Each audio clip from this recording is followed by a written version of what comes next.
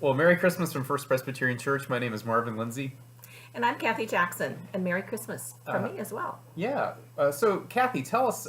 Sunday is the 23rd. It's the fourth Sunday in Advent. What can we expect to have happen in worship on this Sunday?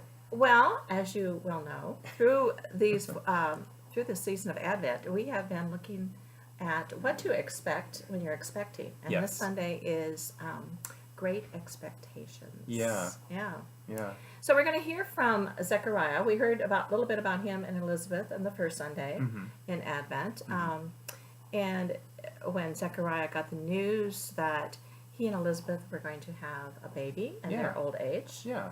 and he, had some questions about that, Mm-hmm. Sure.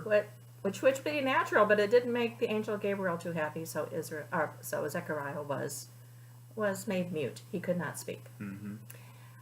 But this Sunday, we hear that the baby is born, all is Yeah. well, and Zechariah gets his voice back. Yeah. Okay. Mhm. Yeah. So, what does that mean? Like getting your voice back? That's good news, right? I think it must be good news for Zechariah because he opens his mouth and he starts this wonderful song of praise and prophecy Yeah. about his expectations. Okay. Gives voice to the expectation, the great expectation that he has for what God is doing in Israel. Okay. That, for 400 years or so, there had been no prophet speaking in Israel. And Wow. now Okay. that silence is broken, and Zechariah's silence is broken. And so Zechariah gives voice to this great expectation of what God is doing. Okay. And it's funny because his great expectation, I think, turns out to be our great hope. Yeah.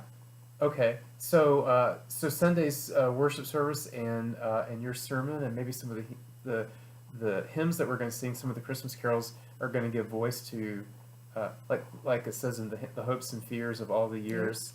Yeah. Mhm.